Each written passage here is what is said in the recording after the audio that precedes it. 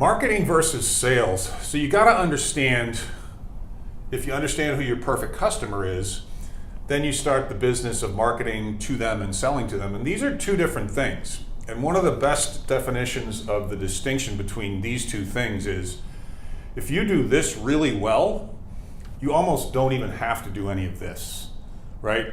And people get really caught up in this whole idea of sales and selling and sleazy salesmen and all this other stuff. It's because they're not doing enough of this. Or they don't understand this, right? And a number of other things that are missing. But if you're doing this really well, when you sell, think of it this way, when you sell, you're talking to people that are already predisposed to want to buy whatever it is that you're selling. And really your option here, your only obligation here is to distinguish yourself from everyone else and to bring trust and integrity to the conversation. People aren't going to buy anything from you if they don't trust you. But they already want, like you walk into a car lot, chances are you already want to buy a car. So all I have to do is be honest with you and distinguish why you should purchase that car from me versus the 15,000 other car lots that are right around the corner. This is really targeting people that are probably going to want what you have sometime later in the near future, distant future, or mid-future. And this is about like advertising and branding and building an image and reputation management and all of those things. So this is kind of like, there's an immediacy to this, and this is kind of a longer term play. But these are not the same things, and people confuse them all the time. Pricing, I put this up here because when I talk to my kids about their companies, their respective small businesses, which I helped them start, which is kind of one of the reasons I'm standing in front of this whiteboard, because I figured a lot of other people could use it. They don't like talking about money, they didn't know how to talk about money, and they were reticent to raise prices, to charge more. If you charge a lot of money, your whole job gets easier. The only obligation that you have to charge a lot more than everyone else is charging is to be better than everyone else. And Walmart sells stuff at the lowest price, but they have the leverage of massive amounts of real estate and massive amounts of warehouse and manufacturing and distribution capabilities. They can afford to do that. Amazon can afford to do that because of their infrastructure and their volume. If you want to compete based on price, I'd stick a knitting needle in your eye instead. It's just I think it's a foolish thing to try and do. It creates so many obstacles. And the people that want the lowest price are the biggest pains in the ass. Those are the people that will complain the most and give you the most problems. So figure out a way to create massive, tremendous value and charge more than everyone else. And your customer base will come in like this, but they're much more fun to play with. They're more intelligent, they're more responsive, they're more respectful. They're all of the things that you'd want in a good friend. And they will advocate for you. The only other obligation that you have to charge a lot of money is beyond bringing the value, is you have to do what you say you're going to do.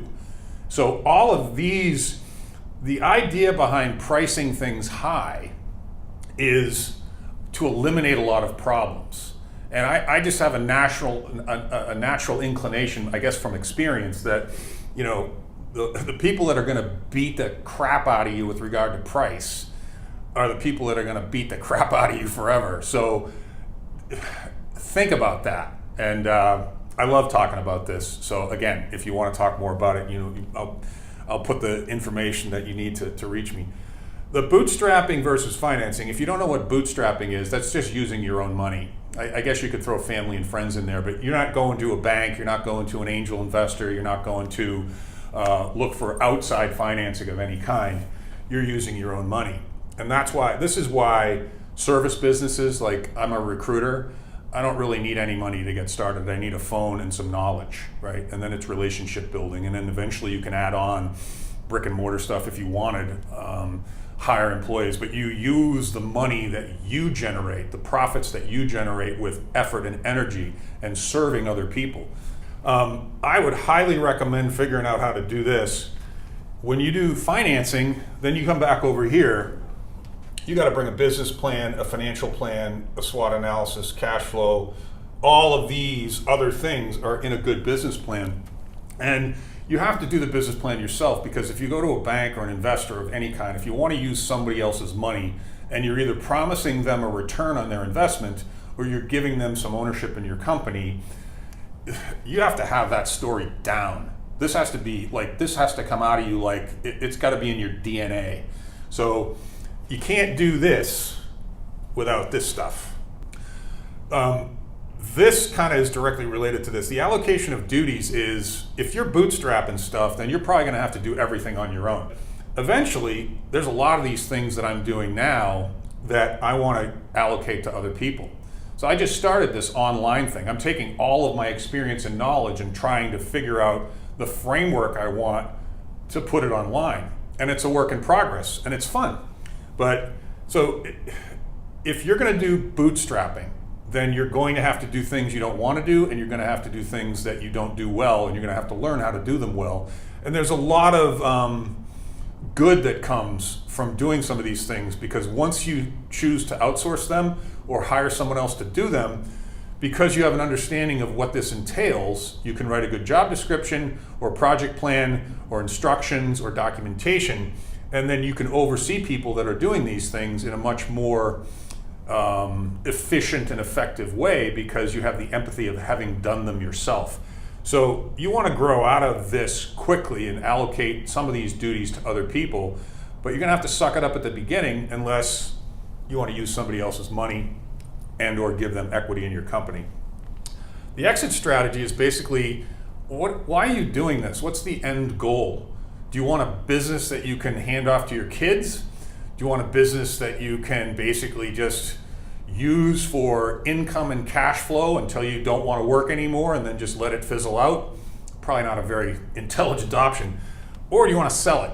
And the first time I sold a business, that due diligence process is what they call that, getting prepared to make the case to the buyer as to why they should buy your company and how much they should pay, was a nightmare. I mean, it was fun in the sense that I was doing new things and discovering new things. There is a train of thought, and I'll kind of leave you with this, is if you understand this before you do any of this, it will have a dramatically effective impact on how you encounter this. And here's the other thing about selling your company. The beginning with the end in mind concept, I think, is fabulous. It's a military concept, I think. But if you start knowing exactly what you want to do and when you want to do it, there's a clarity that comes to all of this that's kind of magical as well. And the sale of the company, to do this effectively, the person who's going to buy the company or the people that are going to buy the company are going to want to know all of this. And the extent to which you can articulate all of this when you're across the desk from the people that are going to buy your company escalates the value of your company, facilitates the ease with which they can purchase the company. All of these things, if done well, facilitate the ease with which things can get done.